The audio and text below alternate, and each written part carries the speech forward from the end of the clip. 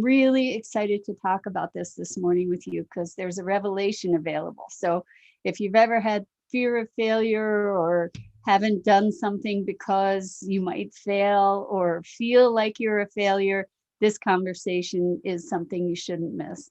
But before we get started, let's just take a couple minutes to settle in and get present. Let's take a deep breath in through your nose and hold it. And imagine clean, crisp oxygen flooding your lungs, flowing into your bloodstream, nourishing your cells, nourishing your organs. And as you exhale, exhale any tension, any stress, toxicity, negativity. And now let's take another deep breath in through your nose and hold it. This time, imagine brilliant, bright light lighting you up from the inside out, bringing energy and vitality and lightness of spirit into all aspects of your being. And as you exhale, exhale any tension, any stress, negativity, any remaining fatigue. And now let's just gently press our palms together. Softly, softly rub your fingers against your palms. Feel that wonderful sensation, the tickling and tingling of that sensation, and bring yourselves present right here, right now. Good morning, good morning, good morning. I'm really excited about this topic. Yesterday, I was talking with a client and they were talking about shifting their relationship with failure. And we had this most remarkable conversation. Fear of failure is something that plagues so many people and keeps us from experimenting in life. It keeps us from exploring because we're afraid we'll fail, or keeps us from chasing or following our dreams because we're afraid we'll fail. And some of us have tried things and not succeeded in the objectives that we had hoped to achieve in the past, and then identify with being a failure.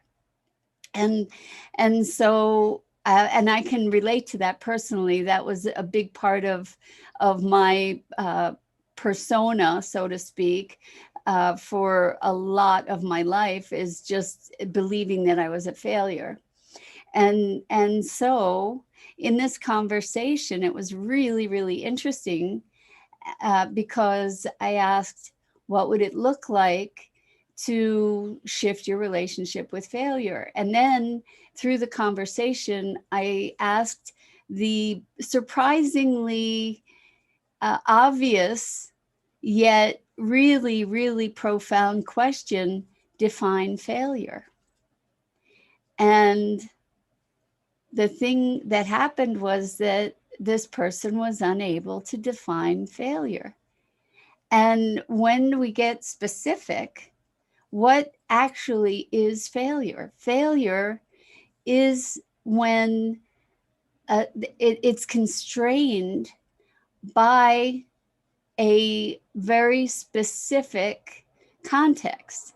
So for instance, if I am running a race and my intention is to place first in the race, and I don't place first in the race, then what happened was I failed to meet that very specific objective that was defined by first place and defined by that specific race.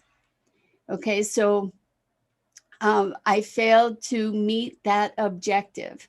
The fact of the matter is that failure actually is very tied to context. Good morning, Rosalind. Tuning into the M&M show, Maggie and Mira and Maggie, and she's here. Here she is. Say hi, Maggie. Everybody wants to see you and say hello. Good morning.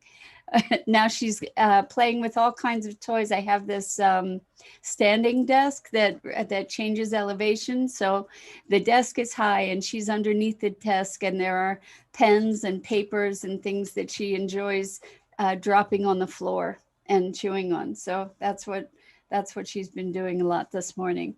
Anyway, so we're talking about failure. And this is actually a revelation to recognize that failure is always defined, actual failure is always, and I don't use that often, that word that much, defined by a constraint. And it's a specific constraint. So I gave you the example of the race. And let's say I say that I'm going to, a lot of people have issues around weight. So let's say I'm going to lose 5 pounds by the end of the month. Okay. And so I set that intention, I set that expectation, and the end of the month comes and I haven't lost the 5 pounds. So what I get to say is I failed to lose the 5 pounds, not I'm a failure. I get to say, okay, in this objective, I failed to lose the 5 pounds, and now I can create a new context if that's still an objective that I'm committed to. Good morning, Tammy. Maggie is here. She's just wandering around out of view of the camera. She'll show up eventually, I'm sure. So this idea of failure is feedback. Success is feedback. It's not a state of being. You know, it's not intended to be a state of being, but we often translate it into that. So let's see. Another aspect of failure is, let's say, I expect myself to be able to wake up at every morning by 5 a.m. and meditate for an hour and follow this other protocol. And I don't do that today, and I don't do that the next day, and I don't do that the next day. Does that mean I'm a failure? No, it means that I failed on this particular day to meet that particular expectation. And what we get to do is create a new context. Perhaps that is a context or an expectation that we're not truly aligned with to begin with. And so we get to evaluate and recreate a context that perhaps is more workable for ourselves. So this translation to failure as a state of being, if you really go and look at what that means, what does it mean? The simple and incredibly powerful question, what is the definition of failure? If you look in yourself, if that's an issue for you, you may find a challenge finding a definition. Because what happened was this client said, you know what, I don't know how to define it. But it was a sense, it was a felt sense of having experienced failure.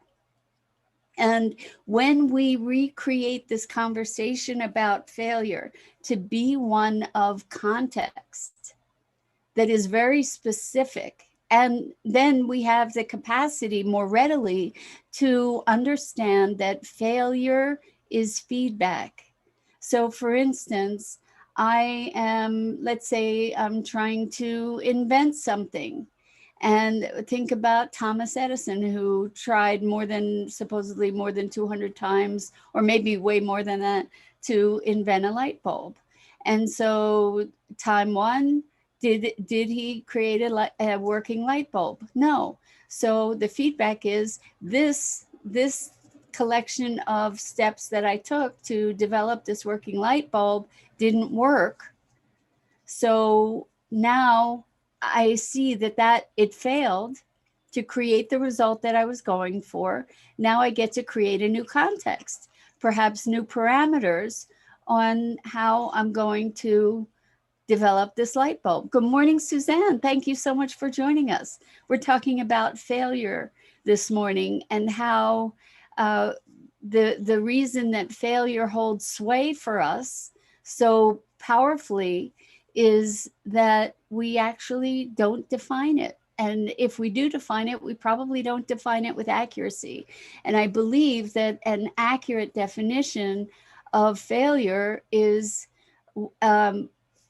feedback that tells us that we failed to meet the constraints of a particular context or expectation. So when we constrain our awareness of failure to that definition, all of a sudden there's the judgment shifts. So let's say I have a certain expectation of myself to behave in a certain way in response to certain circumstances. Notice that in my setup for this example, I'm saying behave a certain way. There's a context in a certain set of circumstances. Okay, which is again context. It's a narrow definition. So let's say I'm in an interaction and I expect myself to be able to maintain a state of cool and calm collectedness. And let's say I react and I get upset. So I can say that I failed to meet the expectation that I would stay cool, calm, and collected. However, I can also look at that same situation that failed to meet that specific constraint or that specific objective that failed, and what succeeded. What succeeded is maybe I learned something new about myself. Maybe I learned that going into a situation without first taking a deep breath and centering myself didn't work very well. Maybe I can create a new context to say, okay, what did I learn from this? How can I take what I learned, the feedback that was successful? Anything I learned is successful. Take the feedback that I got and use that in the next iteration, the next opportunity for maybe a similar interaction or a different interaction. So for instance, let's say I'm playing a tennis match and I lose that match. Okay, so I failed to win that match. It doesn't make me a failure. I failed to win that specific match. And the likelihood is that I learned a ton if I allow myself to go in and look at, well, what did I learn? What's the feedback that I got from that other than what I didn't work? If I go back in, I can look at, well, what did work?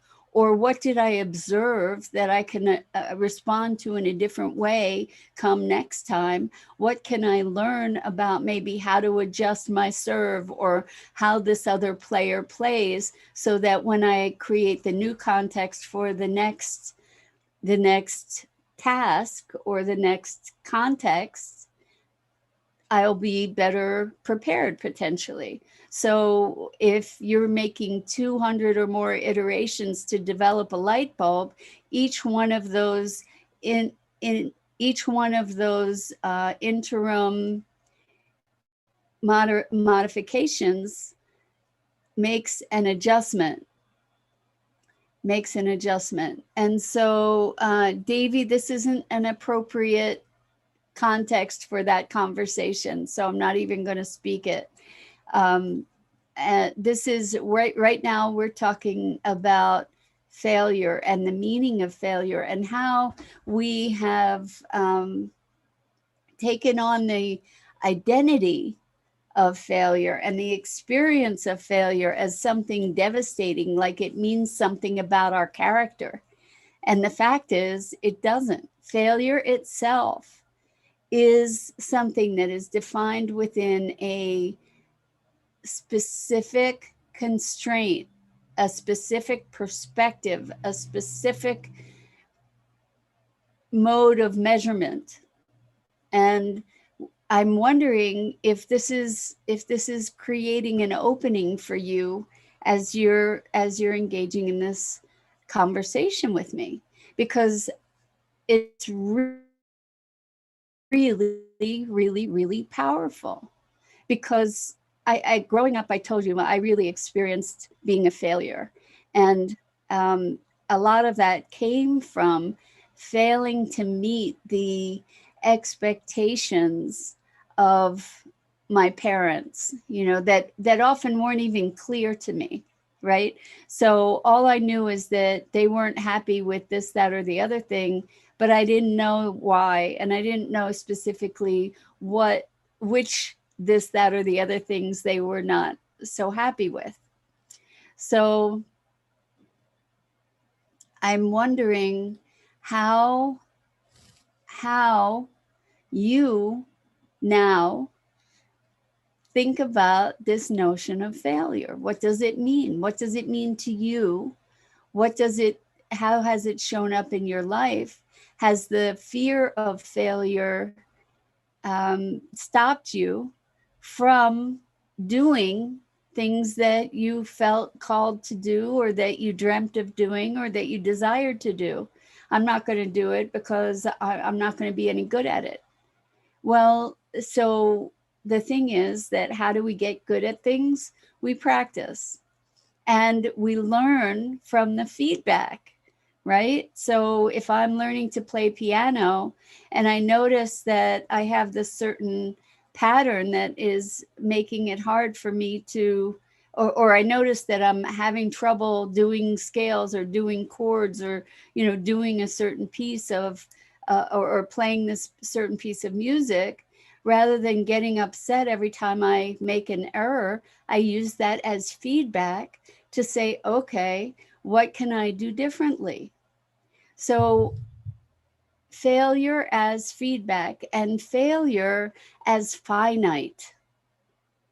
So it's failure is bounded. Just remember this, and let's integrate this. Let's metabolize this so that we really get it in our bones. Failure is always finite. By definition, it is constrained by a certain specific set of expectations or parameters. So just because I failed in this particular quest, whatever that is, doesn't mean I am a failure. It means I then get to create a new context for the next objective. And in fact, I can reframe that situation where I am the failure, or I experience the failure, not where I am the failure. I don't need to take that on. I can reframe that to look at what are the gains. So what was I successful at? I was successful at finding a new way not to create a light bulb, for example. So Suzanne says, if I fail, it gets me down for a bit, but then I will try again. I'm pretty resilient. So Suzanne, what I suggest is that it could be really interesting to look at when you fail, and I'm putting that in air quotes, when you fail, to look at what was the expectation. What was the expectation that you had for yourself? And then what is the judgment around that lack of fulfilling the expectation?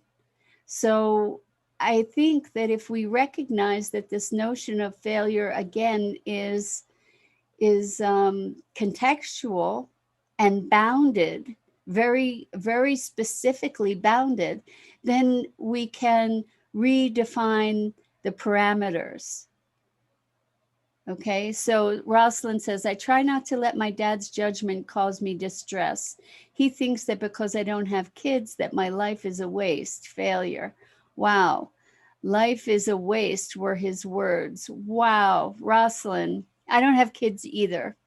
And so the thing that you get to, and this is huge, because parental judgment is what we grow up under, the cloud or the rainbow of it. And when parental judgment is saying life is a waste, or your life is a waste because you don't have kids, what is happening is that your dad is really just talking about his own determination of what life is for. And you and I obviously don't believe that life is about having kids. You know, that maybe life, certainly I'm taking a flyer here, but I am guessing that life has much more meaning for you than simply something about having children. You know, that you have vast other meanings that you attribute to life. And if the meaning of life is simply to procreate, um, then I just kind of consider that as a narrow view. There's a whole lot more to life than procreating. So I get that we want our parents' approval. However, you don't need to take on his very limited view of what makes life worthwhile.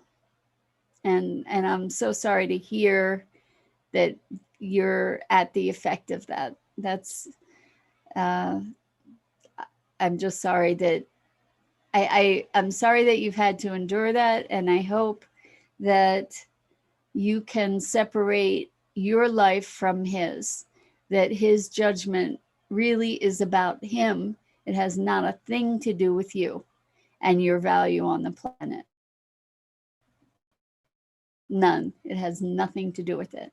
And I realized how impactful, despite that his judgment has nothing to do with you and your value, I realized that that's a hard thing to grow up with. And I'm so sorry for that. And Suzanne says, my dad always thought I wasn't successful in enough in life, like career. Again, father judgment, Suzanne, right? So just because you're not meeting his particular constraints, you're not meeting his particular values, like maybe he thinks you need to make X amount of money in order to be successful. Maybe he doesn't value well-being. Maybe he doesn't value joy or happiness. Maybe his perspective on life is really rooted around money or specific achievement. It's not, so that's like an overarching judgment. And I wonder, Suzanne, what would happen if you would say, what would it look like to be successful to you? You know, what does success mean to you? And Rosalind, I wonder if it would make any, if it would add any insight to say to your father, is that the only, is having children the only thing that makes life worthwhile? It may be that that judgment from him is coming from a very archaic notion of what makes a woman's life valuable, Rosalind. And there may be, that may be um, an underlying prejudice that your dad has. Rosalind says the new context, or reframing the absence of biological kids, could be redirected to adoption if that's a desire down the road. So I think, Rosalind, it's really, really important for you to think about whether you hold the same value about children that your father does. And maybe you want to be having that conversation with him. So Rosalind says, I think my dad was talking about having children in terms of leaving some kind of legacy. So that gets down to the point, and that's awesome, because there are all kinds of ways that we can leave a legacy. And is a legacy leaving our genetics on the planet, or is a legacy leaving an imprint of goodness with the people that you have engaged with in your life? Is it a legacy of giving? Is it a legacy of the kinds of projects that you supported in your life? Is it a trust, a fund, or a charity? I mean, there are all kinds of ways that we can leave a legacy, if it's important to leave a legacy at all. So that's a conversation that I think is important. One of I've spoken about this vision that I have of an eco park, and how it will be an education and enlightenment center, so to speak, for sustainability. And people have said to me, "Oh, what a wonderful legacy!" And I think that we can leave a legacy like that. I'm not pursuing that as a legacy. I'm pursuing it because I think it's something that's needed on the planet. But if legacy is important, there are multitudes of ways to leave a legacy. And Suzanne says the success was measured on success in career or society. So the thing about what you're saying, Suzanne, is success in career or society is very ambiguous. And what does success mean? Does it mean making X number of dollars a year? Does it mean having certain recognition in society or culture? What does it mean? What specifically does it look like? Because there's no way that any of us can reach an objective if we don't know what it is or what direction it's in. And so by saying success in career or society, that is a very relative thing. What does it mean? Does it mean having 1.5 kids, a white picket fence, a dog, and what is that success? Is success making $1 million? Is success finding happiness and joy in life? Is success being self-expressed? What is success? So Suzanne says, yes, titles like being a doctor. Well, it's interesting, what is it about the title of being a doctor that means success? Because there are doctors or people who have achieved MDs who are working at Starbucks. So what does that mean in terms of success? So it would probably, if you don't already know, Suzanne, it might be interesting to have that conversation with your dad. Like, what's in a title? What's in a title? If you have the title of doctor, what's in that is that you've had that you've gone through school and you've achieved certain markers and you've succeeded at getting that academic recognition or degree, right? But what does it mean? Because there are doctors that choose to practice with populations where they're not getting paid, they don't make very much money, and there are doctors that make a fortune, but they are not really they're not doing much of a social contribution. So Suzanne, I see that you said he passed. So you get to have these conversations with yourself, or you can imagine yourself having the conversations with your dad, because carrying this judgment of his about you somehow in your being is not is probably not supporting you in your greatest expression in the world. That's my guess. That that there is a way that you can start looking more deeply into, first of all, recognizing that this was his judgment. This was his judgment. And for me, my being a failure was a result of my interaction with my parents and these undefined expectations that I really didn't I didn't know what they were, but I know I didn't meet them. So there was this sense of disappointment that registered very deeply for me, because I wasn't meeting these expectations. I wasn't a cheerleader. I wasn't, any number of other things. And therefore, because I wasn't those things, I was a failure. Rather than looking at, well, wait a second, what are the expectations that those people are placing on me, and then using as a criteria by which to judge me or my performance.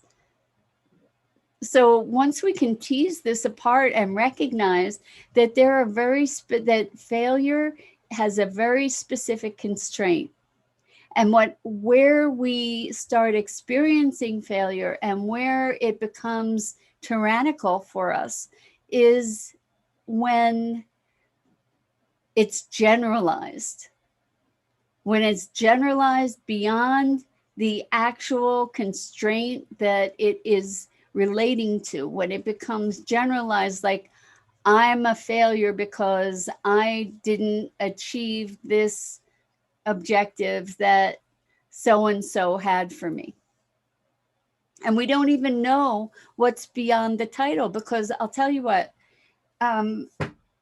you could be a doctor of philosophy, you could be a doctor of neuroscience. Would your father, for instance, value both of those titles equally? Well, I'm guessing that he probably wouldn't, but I don't know. And so realize that other people's judgments of us are something that we get to evaluate to determine whether we actually are going to receive and take ownership of those values and judgments. And usually when we receive those judgments, we just receive them, especially as children, right? We just receive them. We don't evaluate, wait a second, what is the criteria that this person is using? And is that criteria that I actually accept? Do I validate that for myself? So I think this is such an important and big conversation, because so much of our upbringing and our lives really are programmed by the environment in which we are raised, the values and the ideas and the judgments that are part of our day-to-day experience, and then by media and institutions that we're told what to value. And these are things that we never question. And what I'm suggesting here is to dive, especially around this idea of failure and success, to recognize success also, by the way, is contextual. It is contextual, because somebody could be a tremendously successful business person. First of all, what does that mean? What does it mean to be a successful business person? That's a general statement. Is it based on the amount of money they made? Is it based upon the social contribution that their business is making? What is success measured by? And then they could be a tremendously successful business person, but a disaster when it comes to their marriage, or their relationships with people and the way that they treat people in the world. So they could be a horrific disaster when it comes to maybe they're unsuccessful at finding peace, or maybe they're unsuccessful at expressing kindness to people in the world. So again, this whole notion of success and failure is literally black and white, is literally constrained by very specific parameters that we very rarely explore or question. And as soon as we do, it falls apart. because while my client and I were talking about failure, as if we both knew what we were talking about, we could have this conversation. But the thing is that when we went to find the definition of it, the revelation that the notion of failure was rather amorphous until we really dug in, exposed the fact that this idea of success and failure is something that we have generalized in such a way that it makes it unachievable. It makes success unachievable, um, and failure actually is actually it's as if we're using the constraints. Failure is achievable, success is achievable, but without recognizing the constraints, it's just amorphous. Dido says it reminds me of how shame is defined. It's an overgeneralization to think that we were overall bad or a failure. Exactly. You can't be a failure, yet you can take on the persona of that, and that is a self-perpetuating experience, instead of looking at specific situations that have shown up in our lives. Exactly. So, for instance, I had a restaurant and years and years ago, and it failed. What did it failed because I ended up having to close it, and I went out of business. So does that mean that every part of the restaurant was a failure? Does it mean that every day in the restaurant was a failure? Does it mean because I failed at having a restaurant that stayed open that maybe ultimately I could sell or something, does that mean I'm a failure? It means that venture failed as far as making a viable business. There are lots of other areas in which that venture was successful. Rosalind says, I like what you said, Mira. We don't have to adopt those judgments, not to validate them. I have to rewatch the video because you didn't use the word adopt. The word you used instead was perfect. So hoping I can go back and jot down the exact phrase you said. I think, I don't know what the exact word was, Rosalind, but it might have been internalized. We don't have to accept. We don't have to receive those values. What we do get to do is to bring them to awareness and evaluate them, and to see if they are in alignment with our own perspective and our own vantage point. And I think the thing is, with judgments such as success and failure and the attendant guilt and shame and blame that goes along with all of that, is something that warrants our greater awareness, our greater attention, and inquiry for real. And Rosalind, thank you. I love that you're taking notes. That's pretty amazing. So I feel honored about that. So anyway, I think that's it for the day, for today. But I just found this such a really, really important revelation. So important that I'm in the process of putting together a course, and this is definitely going to be part of it, because it's something that so many of us torture ourselves with, is this whole notion of success and failure. And a lot of the societal cultural definitions relating to success and failure are actually pretty bogus, and based on some very superficial values that deserve to be challenged. So with that, I'm Mira Rubin. This is the Core Connection. This is Maggie, who is just eating me up today, literally. And we go live every weekday morning at 9 a.m. Eastern on the Enlightened World Network Facebook page. It is such a pleasure and privilege to be with you guys and to have these conversations. Please check out the wonderful programming and community on Enlightened World Network. And until next time, take a look for yourself at the things, at the ways in which you've judged yourself to have failed or be a failure, and dig a bit more deeply, recognize the constraints within which that feedback is evaluated, and perhaps you'll find some greater freedom for yourself. So until next time, lots and lots of